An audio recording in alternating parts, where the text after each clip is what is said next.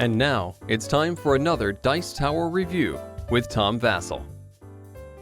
As far as I can tell, Hansel and Gretel were not the heroes from the Gingerbread story where they went and got lost in the forest and the witch tried to eat them.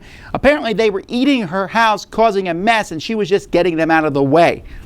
Maybe. In this game, you are one of these witches making a gingerbread house, and people keep coming by and eating your house, and then you say, enough of this nonsense, and you capture them. The game does not say if you eat them, it just says you're getting rid of them once and for all. So I'm going to assume you're not eating these different people, you're just sending them to an alternate dimension. It's a tile laying game. It's designed by Phil Walker Harding, who makes great, streamlined, easy games. This is a fairly simple game of putting tiles down and building up a 3x3 grid gingerbread house. Let's see how it plays.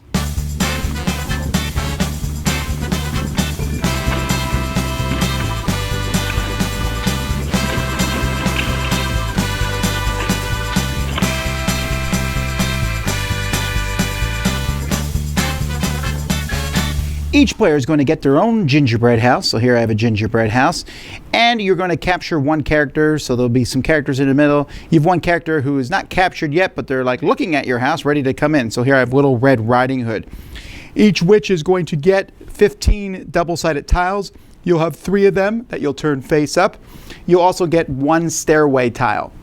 On your turn, you have 2 options. You can discard one of these and not use it at all and take 2 more stairway tiles. You have a limit of 4 of those. Or you can place one of these double tiles on your board. Usually that's what you're going to do.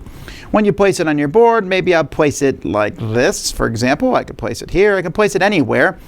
So let's say I put it here. Then you get whatever you put it on top of. So this would give me a piece of yellow gingerbread here. And this would give me another staircase. And then I would draw another tile. Maybe on my next turn, I'm like, ooh, I want to put it on top of heart, heart, but that's 2 different levels. But that's what a staircase does. So there, I can still see the heart underneath it, and I put this on top. So that would give me gingerbread hearts. However, when you do 2 of the same symbol that you're covering up, you then get 3 of it instead. So now I get 3 hearts. Now at the end of your turn, after you place one of these tiles, you can capture somebody. You can take one of the people here, or you can take one of those. I have 3 hearts. I'm going to take Little Red Riding Hood. She's going to be worth 3 points at the end of the game. Fantastic. And whenever you capture somebody, you also get a wild tile, which I can put anywhere on the board and immediately score whatever it is. So I'll take that. I'll take a blue gingerbread. Now this here, this symbol, when that gets covered up, you can switch one of your gingerbread for another types. When this one comes, I can claim another person here in the line that only I can take, who's replaced. I took the 7 dwarves, which were replaced by Peter Pan. As the game goes by, if you complete an entire level, so let's say I do this here and completing this entire level, I've completed 1 entire level, then you get a bonus card. Now if you play the base game, the bonus cards are there's going to be certain values that are in the middle of the table based on the number of players, and it's going to be just worth that many points at the end of the game. If you're playing the advanced, then you pick one of them. So this, for example, will give you 2 for each character that shows hearts with a maximum of 12 points.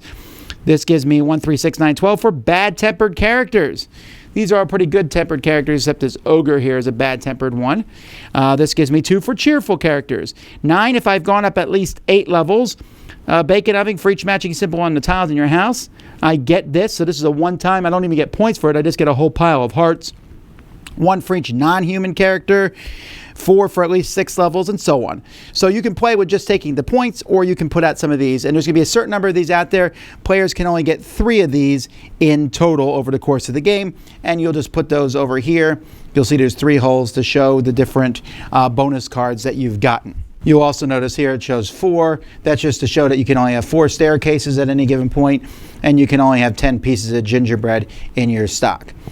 You're going to keep going until everyone has played through all their gingerbread double tiles, and then you're just going to score points. You're going to get points for all the different characters that you may have captured that you paid the resources for. You're going to get points for your bonus cards, and every 2 pieces of leftover gingerbread's worth a point. Whoever has the most points is the winner of the game. So part of the fun of this game is all the different characters. We have Hansel and Gretel here. Yay! Any 8 tokens get them. The devil. There's like all these different characters that you may have noticed. Cheshire Cat, Grandmother, Basilisk, King, the Miller, Evil Queen. Look at all these. Some of them are, generic, but there's Pinocchio, Tin Man, the Bremen Town Musicians. Yeah, a dragon. Man, but it takes a lot to get that dragon in. But I didn't know dragons ate gingerbread. So this is fun, and the artwork on these is kind of cool, and it's interesting to see these different characters.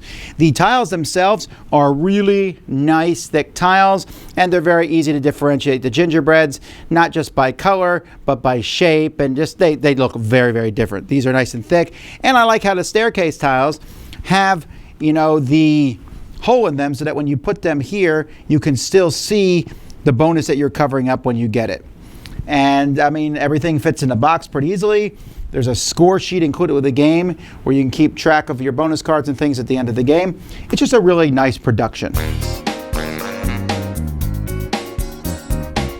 Alrighty, well, that's the game. It's simple. And I think some gamers are going to struggle with it because it's so easy. It is just putting down tiles, collecting these, turning them in to get cards. And there is some randomness, like the 15 tiles that players have. They're randomly chosen. You're not picking the tiles that you have. So, and yet not everyone has the same set of tiles. So you may say, I'm going to try to grab this person with hearts. And then you have a lot of tiles that have blue gingerbread on them. I don't mind that. This is a great game to introduce people. It's a holiday theme game. I love the theme of this game. I'm surprised. I've talked to a lot of people in my game group and stuff. They're like, man, I don't like this theme at all. It's kind of mind-boggling to me because this is a unique, interesting theme. The gingerbread house. I like that theme.